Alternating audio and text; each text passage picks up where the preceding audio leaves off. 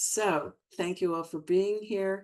I'm Shari Foos, the founder of the Narrative Method, and tonight we have a really special guest, Erin Rachel Doppelt, who is, among other things, she's a super multi-hyphenate. She has traveled the world and has so much to offer us.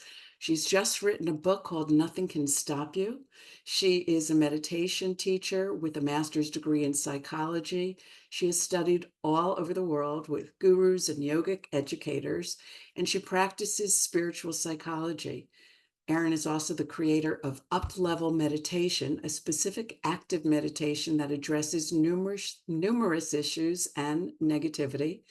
And she's also the founder of the international brand Spiritual Intelligence, which hosts certification trainings, courses to support those who desire to live their most authentic soul life.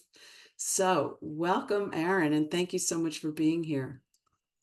Thank you so much for having me. What a beautiful community. Hi, everyone. I love that the videos are on. What a concept. We can actually drop in and connect. Exactly. When we first started going online during the pandemic, it was hard to know what it would be like. But this is not like, some people's work experiences where you show up, turn off your mic, turn off your camera, do whatever you're doing and are bored out of your mind. In fact, I'm going to invite everybody to take a moment and even though we can't see each other perfectly, just look around and do the best we can to make eye contact with each other.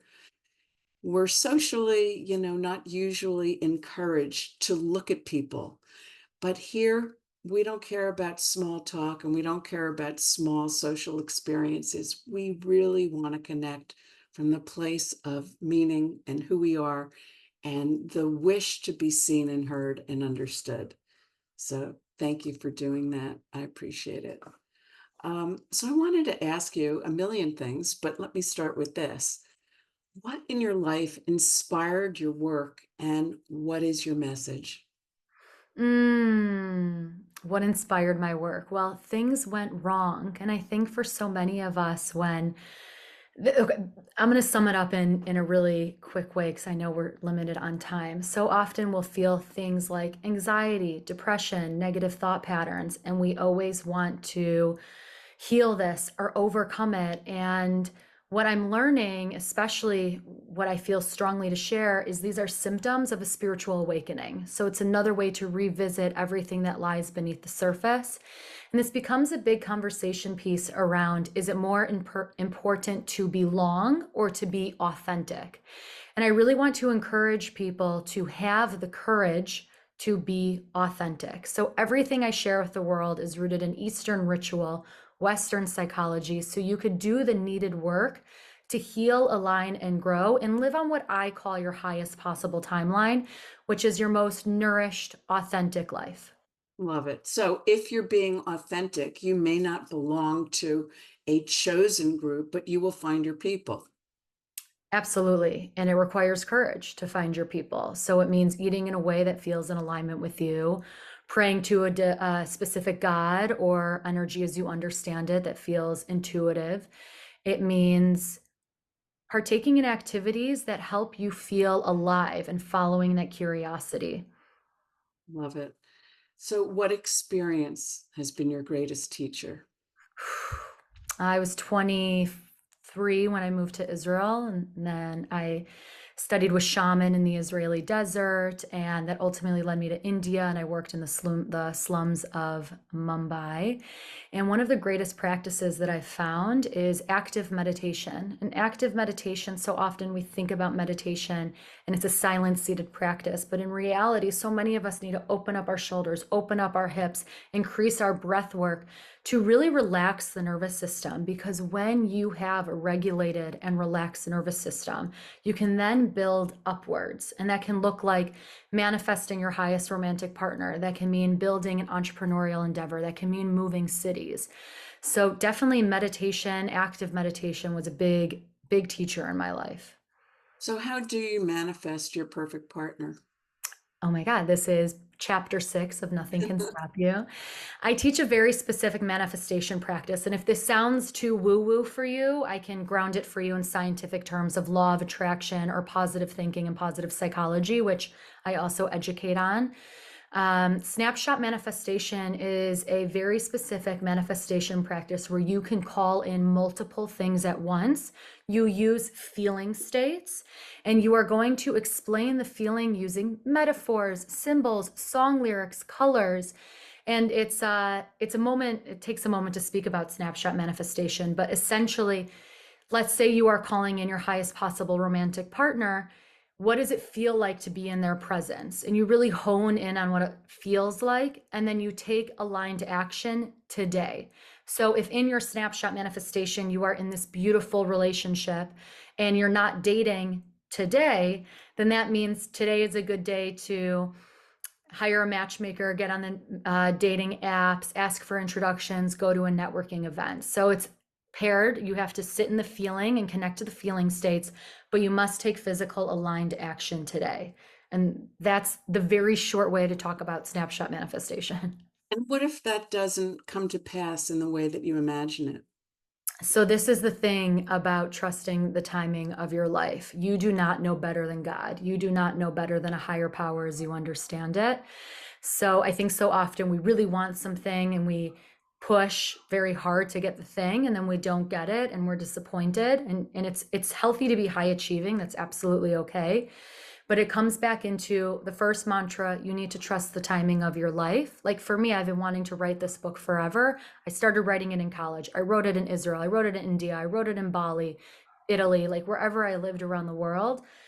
And this is all a decade ago, but I needed to be the version of myself that I am right now to kind of really lock in the message and nourish, infuse the whole book with truly my highest intention for all, which is that people take action on their deepest desires and dreams, that people choose to be their most authentic self, and then people do the needed work to connect to their inner guru, which is your inner wise voice within.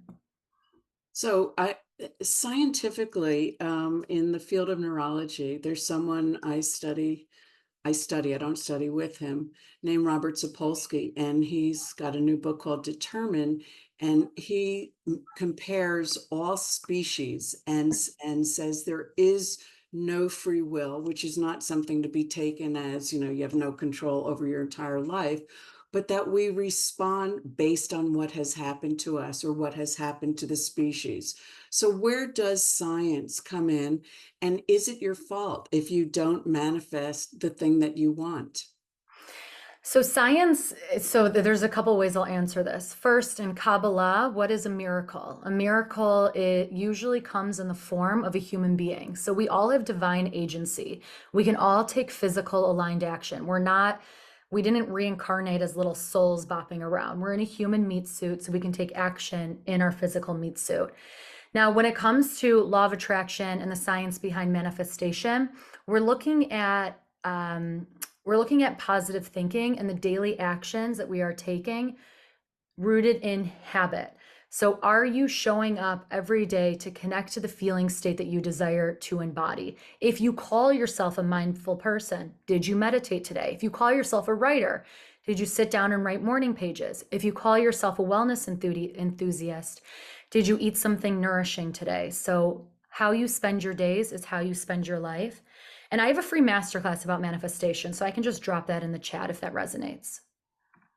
Okay, I mean, this is a much longer conversation, and I don't know how any human individual knows for sure any of this stuff, but I do know many people who are older, perhaps past 50 or even older than that, who are incredibly positive, who do manifest, sort of get into the groove of the kind of life they want. But I don't see necessarily that it just takes a positivity and a focus to manifest a person. Our Western culture spends a lot of time talking about positivity and happiness, when the truth is all emotions are equal. You are allowed to experience all vast emotions. So in Eastern ritual, there is a lot of wisdom in suffering. That is a pathway to enlightenment or to healing. So, and that's another thing, kind of what I referenced earlier, when we feel the depression, anxiety, seasonal sadness, compulsive negative thought patterns, what would happen if you leaned into it and allowed it to be a roadmap to an awakening or to integrating or to healing?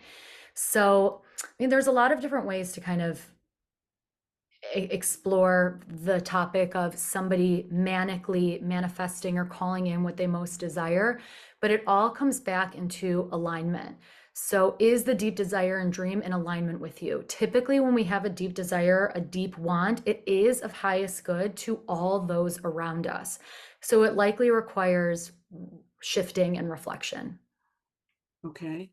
And how would you say people can best connect deeply to themselves and each other? Get quiet. Get quiet every single day. I know it's hard. I know it's confronting, and you can start very slow. There is so much brilliance in sitting alone with your own thoughts. It is so intimate. When you know who you are, you become dangerous. You're not easily manipulated. You can always walk yourself home. Having this strong, intimate relationship with self, it makes you quite powerful, especially in today's world. It's also going to help you get more clear on what your inner guru connection looks like and what a higher power connection looks like for you. A lot of healing comes from silence. And you can do it while walking in nature. You can do it while chopping vegetables for a stew. It's just waking up in the morning when you are in this theta brainwave state, when you are open to suggestion. Do not open up your phone. Maybe sit down in silence, maybe journal and write down your morning pages or what your dreams were like. But give yourself time to pause and start there. So much wisdom comes from getting quiet.